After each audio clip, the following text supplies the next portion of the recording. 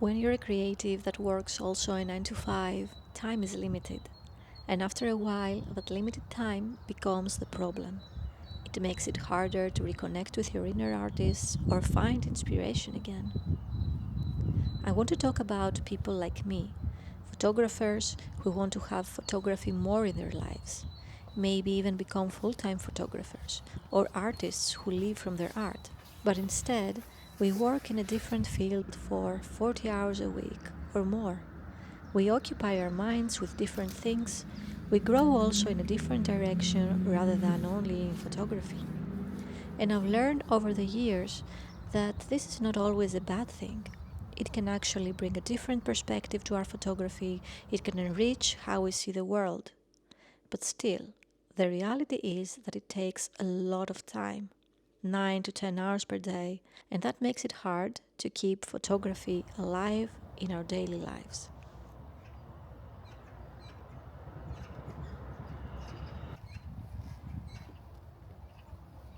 I am currently reading Doing Again The Artist's Way by Julia Cameron. You might be familiar with this book.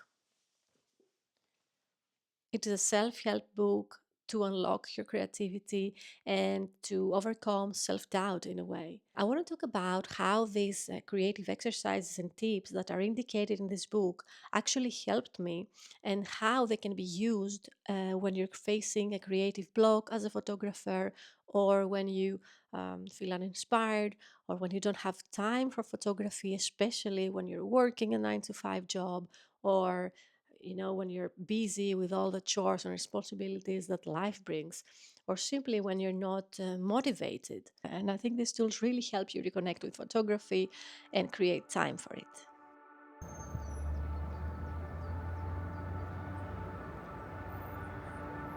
The two most important tools that are used throughout the whole 12 weeks of the artist's way are the artist dates and the morning pages.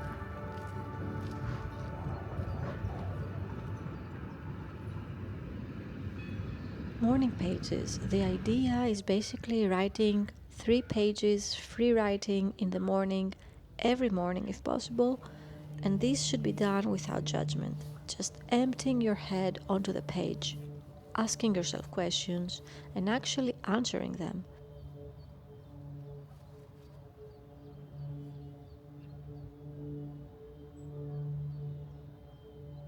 I know it's very difficult to find this time or energy to do it, but from my experience, even 10 to 15 minutes of writing, daily or even less, is enough, just to make it a habit.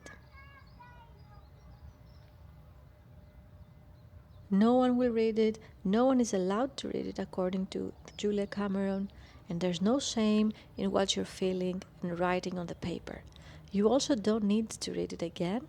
The goal is just to let it all out. And this by itself will lead you somewhere.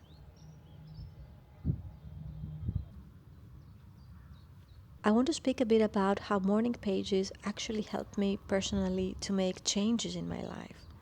I wasn't writing every day, but I was writing often enough when I felt overwhelmed, when something didn't feel right, and when I needed guidance.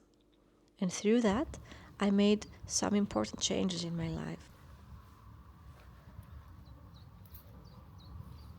As you may know, if you follow the channel for some time, I left my job as a vet in Greece some years ago. And then at about the same time, I started this channel without really knowing what I'm doing and what it would become and if it becomes something. And honestly, I still don't know.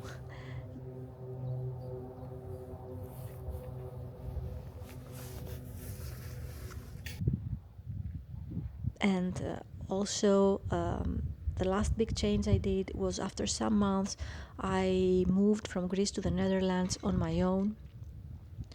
I didn't have a job at the time in the Netherlands. I didn't have a house, and I didn't have everything figured out, as you can imagine. But I had a direction and a plan.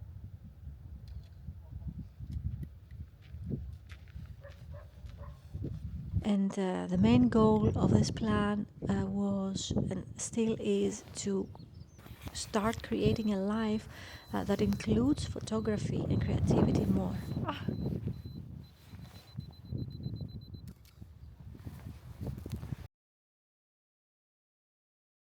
What I'm trying to say here is that writing helped me connect with myself. And as Julia Cameron says in the book, by writing we get closer to ourselves and we discover our boundaries.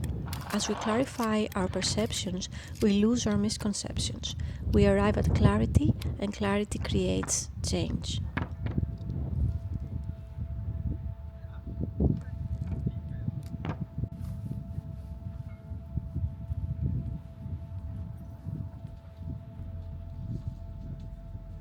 An artist date is a weekly block of time that you devote to your creative self.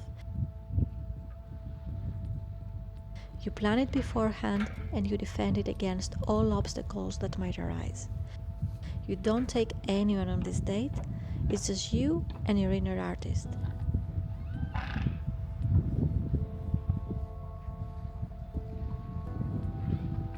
Julia Cameron says something really interesting, that when you believe you don't have time for an artist date, that's resistance. The usual excuses are, I have too many responsibilities, I'm tired, I don't have time or money for it. And most of the time, I think that these excuses are real. But even then, there must be at least a small amount of time that you can prioritize for your inner artist. Just time to connect with your creativity, your dreams, and the part of yourself that you leave outside when you're at work.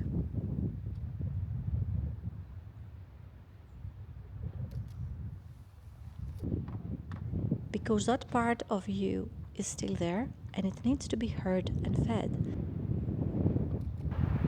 And in the book, she describes this creative part as a child, something that needs attention, care, and time. Artist dates helped me prioritize my needs and actually listen to them. And this channel also helped me because it gave me a reason, an extra reason, to go out and shoot.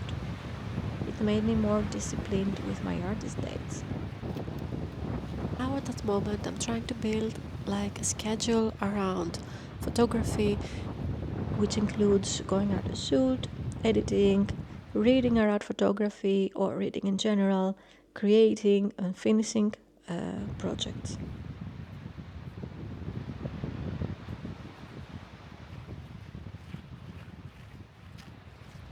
And through this, I stay more connected to what I'm doing, more connected to my thoughts, and towards which direction I want to grow and where I'm at. So, yeah, staying in touch with my creative self keeps me warm and it gives me confidence in a way to continue.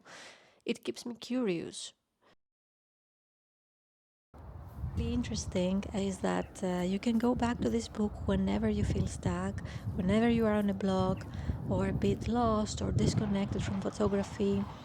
You can just go back to your notes, to the pages you marked, repeat some tasks or return to the main tools, the artist date and the morning pages if you haven't used them in a while.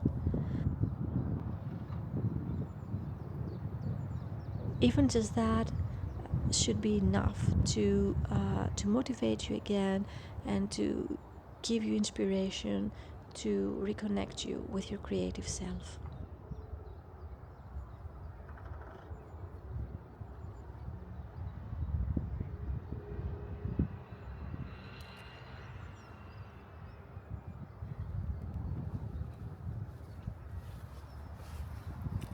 Done.